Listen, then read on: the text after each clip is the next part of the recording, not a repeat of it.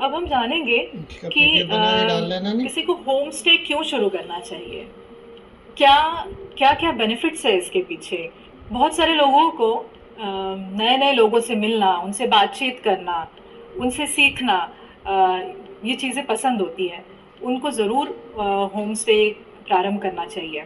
आपके प्रदेश की कोई अलग संस्कृति है, खान पान है, कलाएं हैं, लोक कलाएं हैं, लोक संगीत है, तो उनको अगर आप पर्यटकों का परिचय कराना चाहते हो तो आप इस होम स्टे से जुड़ सकते हैं। आप खुद कोई अगर कलाकार हैं, आप बहुत अच्छी पेंटिंग्स बनाते हैं, आप कोई किसी अलग कला में आप माहिर हो, तो आप होम स्टे चला सकते हैं। आपके यहाँ पे जो पर्यटक आएंगे उनके लिए ये बहुत ही विलक्षण अनुभव होगा। वो आपके साथ आपके घर में रहेंगे, आप के साथ रह के वो कुछ हद तक वो चीज़ें सीख सकते हैं। आपकी कला जो है आपसे सीख सकते हैं वो। जैसा कि हम सभी जानते हैं, पर्यटन एक ऐसा व्यवसाय है जो बहुत ही तेज़ी से बढ़ रहा है। साथ ही तेज़ी से बढ़ते हुए पर्यटन व्यवसाय के साथ जुड़कर हम देश की एक ग्रोथ में सहभागिता अपनी दे सकते हैं। साथ ही अगर आप गृहिणी हैं, आपको पसंद है, आपके घर मेहमान आते हैं, आप उनके लिए उनका बहुत अच्छे तरीके से स्वागत करते हैं, और आप में वो आतिथ्य की भावना है, और आप घर से बाहर नहीं जा पा रही है किस कारण, और आप कुछ स्वयं का काम कर कर एक आय अर्जन करना चाहती है, तो आप होम स्टे का प्रारंभ कर सकती हैं। होम स्टे कोई भी व्यक्ति चला सकता है। ये वाणिज्यिक गतिविधियों की श्रेणी में नहीं आता है। अगर आप किसी भी व्यवसाय में हो, आप सेवानिवृत्त कोई अधिकारी हो, कर्मचारी हो, डॉक्टर हो, शिक्षक हो, आर्मी पर्सन हो, आप होम स्टे का संचालन कर सकते हैं।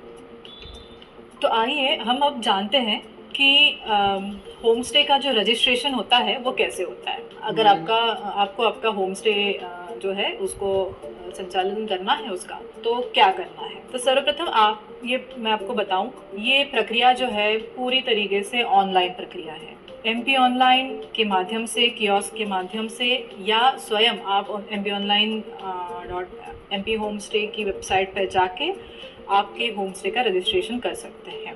आपको एप्लीकेशन पूरा ऑनलाइन भरना है, सारे जो डॉक्यूमेंट्स हैं वो आपको ऑनलाइन भरने हैं, ऑनलाइन सबमिट करने हैं। साथ ही इसका जो पंजीयन शुल्क है वो भी आपको ऑनलाइन जमा करना है। होम स्टे का जो पंजीयन शुल्क है उसके बारे में हम जानते हैं। होम स्टे जो श्रेणी है उसको तीन भागों में उसका उसको वर्गीकृत किया गया है: सिल्वर, गोल्ड और डायमंड श्रेणी। सिल्वर श्रेणी को 1000 प्लस जीएसटी इसका शुल्क है, आवेदन शुल्क। गोल्ड श्रेणी का 2000 प्लस जीएसटी, और डायमंड श्रेणी में 3000 प्लस जीएसटी शुल्क आकारा जाता है। सिल्वर, गोल्ड और डायमंड, ये तीन प्रकार आपके द्वारा होम स्टे में दी जा रही सुविधाओं को ध्यान में रखते हुए बनाए गए हैं। होम स्टे की सिल्वर श्रेणी की अगर हम बात करें तो उसमें आपको बहुत ही बेसिक जो सुविधाएं रहती हैं। अगर जब हम कहीं बाहर रहने जाते हैं तो हमें क्या चाहिए होता है कि एक साफ़ सुथरा रूम होना चाहिए, अच्छा बेड होना चाहिए, उस पर सारी जो लिनन यूज़ हो रहा है वो नीट एंड क्लीन होना चाहिए, हाइजीनिकली सारी चीज़ें मेंटेन होनी चाहिए, वेंटिलेशन प्रॉपर होना चाहिए, वहाँ पे वेल लिट होना चाहिए, और साथ ही एक साफ सुथरा बाथरूम होना चाहिए। बेसिक। गोल्ड श्रेणी में जब हम जाते हैं तो कुछ आप और उनको सुविधाएं दे सकते हैं, जैसे जो रूम साइज है वो इसमें बड़ा रखा गया है, उसके बारे में हम डिटेल में और आगे देखेंगे। बाथरूम साइज है उसको भी वो थोड़ा बड़ा रहता है। और डायमंड श्रेणी जो है वो होम स्टे की उच्च श्रेणी मानी जाएगी। उसमें जैसे हर रूम में आप एक छोटा सा रेफ्रिजरेटर देते हैं, हम उसकी मांग करते हैं। साथ ही उसके अलावा जो इंटरकम फैसिलिटी है वो दे सकते हैं। दूसरी जो श्रेणी हमने देखी, बेड एंड ब्रेकफास्ट श्रेणी, उसका पंजीयन शुल्क है 2000 प्लस जीएसटी। फार्म स्टे योजना के अंतर्गत पंजीकृत होने के लिए आपको 5000 रुपये प्लस जीएसटी का शुल्क आपसे लिया जाएगा, और ग्राम स्टे के लिए 1000 रुपये और जीएसटी। ऑनलाइन माध्यम से आवेदन प्राप्त होने के बाद जो निर्धारित समिति है उसके द्वारा आवेदन पत्रों का परीक्षण किया जाता है। साथ ही जो टीम बनी हुई है वो भौतिक निरीक्षण करती है। आपने जो आवेदन किया है वो सारी चीज़ें फील्ड पे जाके देखती है वो चीज़ें है या नहीं है।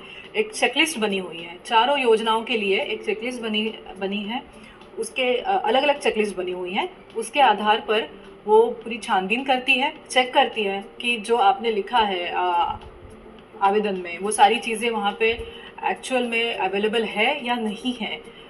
ये सारी चीज़ें देखने के बाद अपनी जो रिपोर्ट है वो प्रस्तुत करती है। उस रिपोर्ट के आधार पर, फोटोग्राफ्स के आधार पर प्रबंध संचालक महोदय मध्य प्रदेश टूरिज्म बोर्ड द्वारा निर्णय लिया जाता है कि होम स्टे का पंजीयन किया जाना है या नहीं है।